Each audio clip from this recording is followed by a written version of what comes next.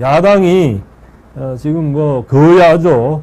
더불어민주당이 지금 뭐 예전에 검수완박 그러면서 검찰개혁 그러면서 뭐 여러 가지 그냥 막 그 추진을 많이 했죠. 공수처도 뭐 만들고 또 다수당이란 걸 가지고 반대 제도, 새로운 제도나 뭐 그런 걸 새로운 청, 뭐 기구 이런 걸 들어올 때는 사실은 야당, 소수인 야당까지도 오케이 할 때 하는 게 좋습니다. 이게. 왜냐하면, 다수, 뭐, 3분의 2가, 그런 걸수록 절대 다수에 가까운 사람들이 3분의 2 이상이라든가, 헌법 개정을 어렵게 만드는 것처럼 그런 기구를 들어온 거. 지금 공수처가 지금 뭐 검사들이 다 떠나서 이게, 공수처가 지금 거의 뭐 기능을 못하고 있는데, 기능은 못하면서 뭐 돈만 나가고 공무원들에 대한 어떤 그 고위 공무원들의 어떤 더 옛날보다 더 기능을 잘하도록 공수처가 지금 그런 역할을 하고 있나요? 아무도 그렇게 평가를 안 할 겁니다, 아마. 그럼에도 불구하고 공수처도 들어오고 뭐 그랬지 않습니까? 그래서 이런 식으로 하는 게는 좀 문제가 있다. 그래서 검찰개혁 같은 것도 검찰의 체제와 사법과 다 맞추고, 그 다음에 여러 가지를 보면서 다 이왕이면 소수도, 오케이라고 할 때 이렇게 같이 가는 게 좋은 거죠. 근데 그렇게 하지 않았는데, 또 이제 다수 169석이라는 그 큰, 그걸 갖고 있다고 해가지고 지금 뭐 여러 가지 밀어붙이고 있다고 합니다. 대표적인, 약간 정치적인 거는, 김건희 이 여사를 대상으로 해가지고 무슨 뭐 특별법이니 특검이니 뭐 이런 거 막 그냥 여러 가지 발의해갖고 지금 밀어붙이고 있고, 그거 말고도 또 여러분 잘 아시는 노란봉투법, 그걸 뭐 그러니까 옛날에 불법이었던 걸 갖다가 저기 파업할 때 불법으로 여겨졌던 걸 많이 없애주고, 동시에 청구를 불법을 실제로 했을 때 청구하는 그 불법 파업을 하는 것에 대해서 말하자면 구상권, 그 피해를 보상해 달라고 할 수 있는 권한 같은 것도 그것도 뭐 엄청나게 제한하는 어떤 그런 법을, 노란봉투법을 지금 민주당이 밀어붙이려고 하는데, 여기에 대해서는 지금 조금 이따 좀 말씀을 드리겠습니다만은 경영자 측 재계나 이런 데서는 걱정이 굉장히 심하죠.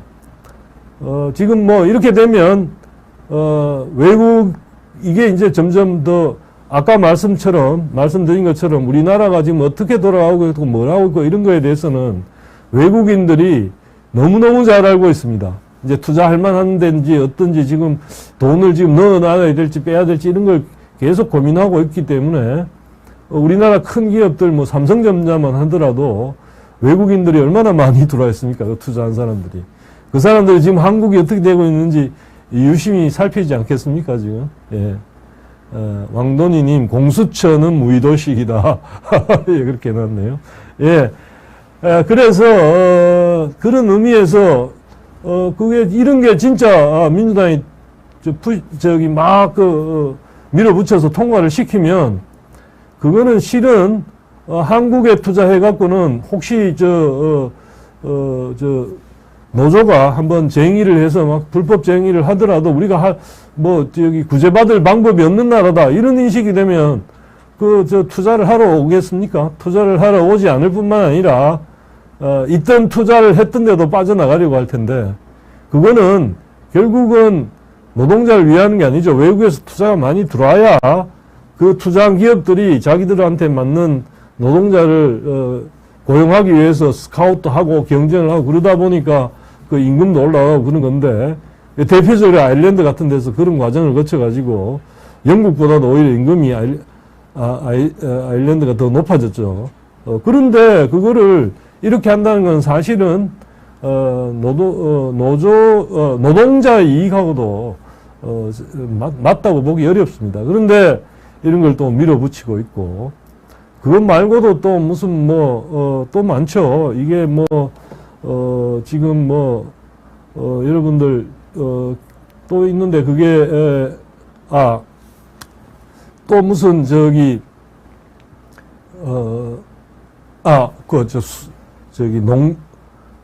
쌀 생산된 거, 그걸 갖다 과잉 생산되면 그걸 전부 다, 수매하도록, 안 팔린 쌀을 전부 다 정부가 의무적으로 다 수매하도록, 그것도 하고 있는데, 여러분들 이중고가제라는 거 아시죠? 시장 가격보다, 쌀 가격을 더 비싸게 사주는.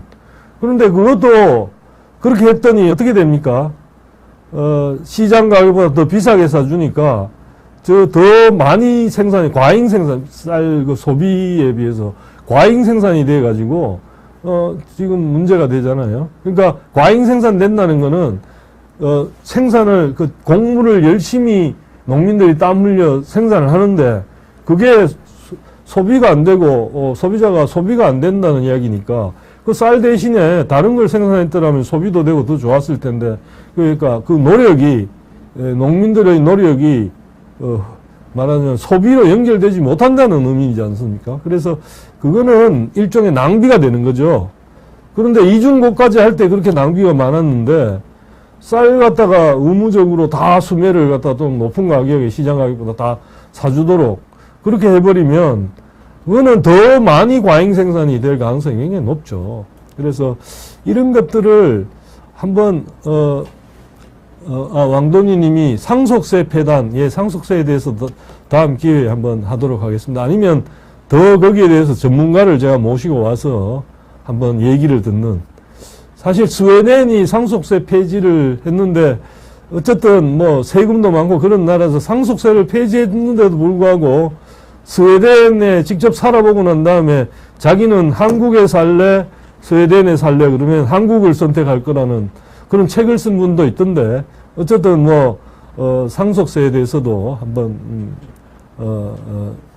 좀 얘기를 하도록 준비를 하도록 하겠습니다. 예, 감사합니다. 그런 좋은 아이디어를 이렇게 주시니까. 그래서 어쨌든 다시 돌아가서 그게 이제 이게 뭐 그거 외에도 뭐 하여튼 법들을 엄청나게 뭐 이런저런 법을 마구 발의를 하고 있는데요. 이게 아까 말씀드린 것처럼 법이란 거는 얼핏 생각하면 뭐 있으면 뭐 그냥 여러 명이 그냥 하면 되지가 아니고 법은 모든 사람들을 규제하는 이런 식으로 따르도록 강제하는 그런 의미가 있고 따르지 않으면 처벌을 받게 하는 어떤 그런 의미가 있기 때문에 이거는 만들 때 그런데 그 법을 갖다가 예컨대 어떤 사람들 다수가 그렇게 막 다수의 득표를 한 사람이 막 하더라도 그게 다수의 이익에 맞지 않을 때도 있고 소수로 하더라도 그걸 싫어한다면 그거는 일종의 규제가 되는 거죠. 규제.